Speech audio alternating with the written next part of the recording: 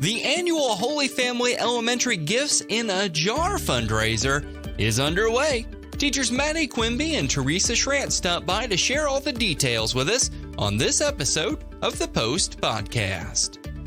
We are selling gifts in a jar this week, brownie mixes and soup mixes, and those will be ready for delivery on the Monday before Thanksgiving. Very cool, very cool.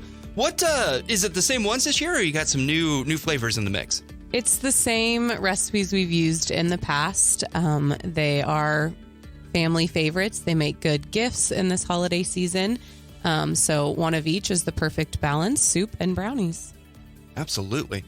So maybe we should back this up and talk a little bit about, what is the overall idea behind the Gifts in a Jar fundraiser? Maddy teaches science and I teach social studies. So with the social studies lesson, we talk about businesses, profit, assembly lines and such.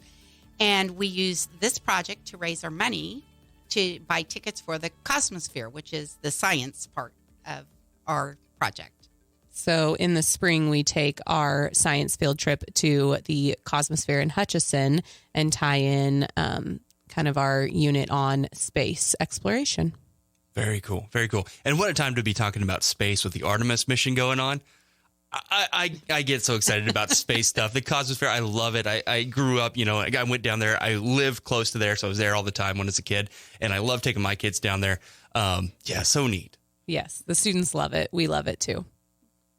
So with this fundraiser, if people are wanting to place an order, what's the easiest and best way to do that? Do we need to get a hold of a student, or can they just call the school office? The students all have order forms that people can use, but it's also on our school newsletter, so people can download an order form and send that to the school office. Okay, easy peasy. Yeah. What? Oh, sorry, go ahead. No, I was just, and they could probably call the office too and be able to get an order. It's $12 a jar. Again, they make great gifts, so. Yeah, absolutely. And, I like talking about when we have the Catholic Schools Report, the fundraisers that you guys do, and this one's going to something specific, but so many of these fundraisers are so valuable because the community has to support the Catholic schools. That's where your operating money comes from. That's where, it's not extra. It's for, except for in this case, maybe. Although I wouldn't consider a science trip extra. But does that make sense? It's so cool that the community can support the Catholic schools here. And I love to see that everyone gets involved to do so. They do. It's been a really good fundraiser. We've been doing it, I don't know how many years. It started off at fifth grade. And then it went to the sixth grade for a while. And then the fourth grade got the project several years ago. And it's been very valuable to us. Yes, and we always appreciate the community and their support of the school and all of the many fundraisers that we do. We couldn't do it without the community support. Absolutely. Well, anything else you think folks should know about this fundraiser? I know they're on sale now. You can get the orders in now, right? Yes.